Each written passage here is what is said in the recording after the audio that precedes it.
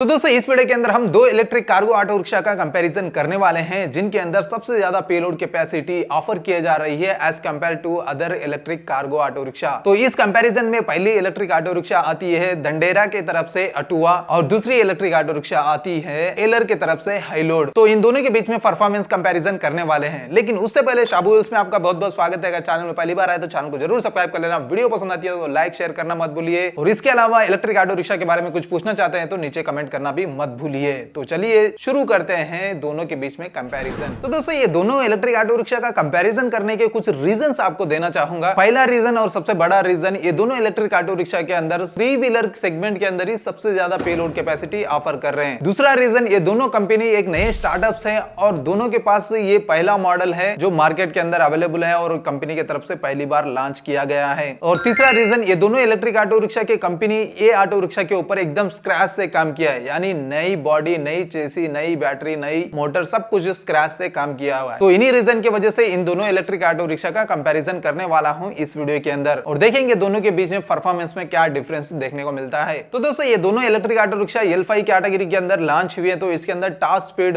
अटुआ के अंदर हमें 55 किलोमीटर पर आवर की स्पीड दी गई है और हेलोड के अंदर हमें 45 किलोमीटर पर आवर की टॉप स्पीड मिल रही है। टॉप स्पीड के अलावा इन दोनों इलेक्ट्रिक ऑटो रिक्शा के अंदर पेलोड अगर देखा जाए तो अटुआ के अंदर हमें 900 केजी का पेलोड कैपेसिटी मिलता है ऑफिशियल तौर पे, वहीं पे हाईलोड के अंदर हमें 688 केजी का पेलोड कैपेसिटी मिलता है। लेकिन हाईलोड के अंदर तीन मॉडल मिलते हैं, उनमें से पीवी मॉडल के अंदर सबसे ज्यादा पेलोड कैपेसिटी 727 केजी का मिलता है, यानी लगभग दोनों के बीच में पेलोड कैपेसिटी का 100 केजी का फर्क देखने को मिलता है। ओटोवा के अंदर 100 केजी ज्यादा पेलोड कैपेसिटी मिल रहा है एज कंपेयर टू हाईलोड के अंदर। और इन पेलोड कैपेसिटी को कैरी करने के लिए इनके अंदर जो कंटेनर दिया गया है उसका अगर देखेंगे तो अटुआ के अंदर हमें 183 क्यूबिक फीट का कंटेनर दिया गया है और हाईलोड के अंदर हमें रिसेंटली जो अपग्रेडेड वर्जन हुआ है उसके अंदर हमें 170 क्यूबिक फीट का कंटेनर दिया जा रहा है। और ये दोनों कार्गो ऑटो रिक्शा के अंदर जो मोटर दी जा रही है उसकी अगर पीक पावर देखा जाए तो अटुआ के अंदर हमें 12.8 किलोवाट की पीक पावर मिल रही है। और टोर के मामले में दो मोड्स दिए हुए हैं, अगर ज्यादा लोड है या फ्लाईओवर चढ़ना है आपको तो आप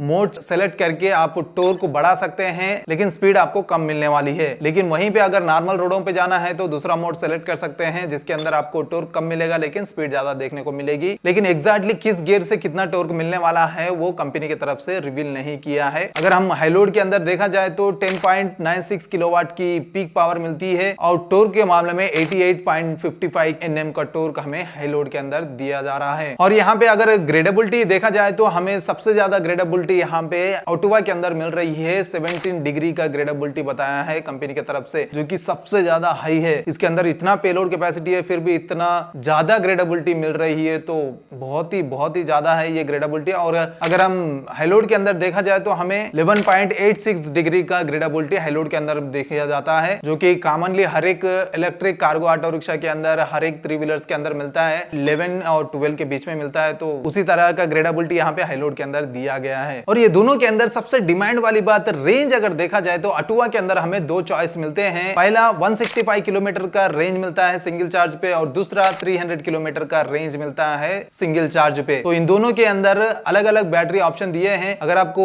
165 किलोमीटर का रेंज चाहिए तो आपको 15.8 किलोवाट आवर की बैटरी चूज करना पड़ेगा। वहीं पे अगर आपको 300 किलोमीटर का रेंज चाहिए तो आपको 30 किलोवाट आवर की बैटरी का चूज करना पड़ेगा। लेकिन हाईलोड के अंदर आपको सिंगल चार्ज पे सर्टिफाइड रेंज 170 किलोमीटर का मिलता है, लेकिन रियल रेंज जो है वो 100 से 120 किलोमीटर का मिलता है। और इस रेंज के लिए इसके अंदर लिथियम आयन की 13 किलोवाट आवर की बैटरी दी जा रही है। सिंगल ऑप्शन है, इसके अंदर कोई रेंज के लिए बैटरी चूज करने का ऑप्शन नहीं दिया है हाईलोड के अंदर। और ये दोनों के अंदर आपको फुल चार्ज होने में लगभग आपको 4 से 5 घंटा तो लग ही जाता है। लेकिन ये दोनों इलेक्ट्रिक ऑटो रिक्शा के अंदर फास्ट चार्जिंग का ऑप्शन दिया जा रहा है। तो अटुआ के अंदर आपको 1 आवर 20 मिनट्स के अंदर आपको 80% का फुल चार्ज मिल जाएगा। वहीं पे हाईलोड के अंदर आपको 15 मिनट्स के अंदर 50 किलोमीटर का रेंज मिल जाता है हाईलोड के अंदर। और ओवरऑल ये दोनों इलेक्ट्रिक ऑटो रिक्शा के ऊपर वारंटी अगर देखा जाए तो अटुआ की तरफ से आपको बैटरी के ऊपर 5 साल की वारंटी दी जा रही है। इसके अलावा 5 साल के बाद जो बैटरी का लाइफ टाइम खत्म होता है तो वो पुरानी बैटरी बैटरी को बाईबैक गारंटी भी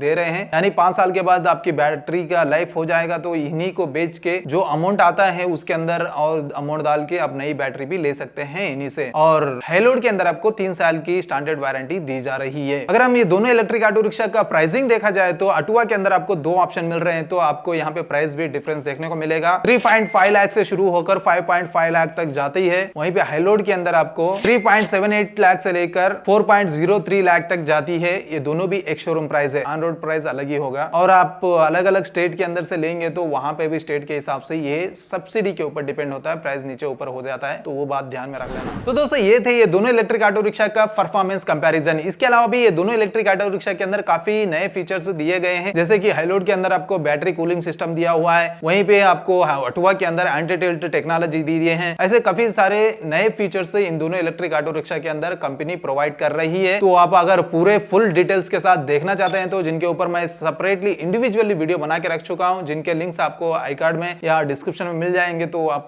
वहां पे जाके फुल डिटेल के साथ वो वीडियोस देख सकते हैं। तो दोस्तों ये था आज का वीडियो। उम्मीद करता हूं वीडियो पसंद आई होगी। अगर पसंद आए तो लाइक शेयर करना मत भूलिए, और अभी तक चैनल को सब्सक्राइब नहीं किया तो चैनल को जरूर सब्सक्राइब कर लेना। मिलते हैं एक और नए इलेक्ट्रिक ऑटो रिक्शा के वीडियो में। Until then bye bye and see you soon.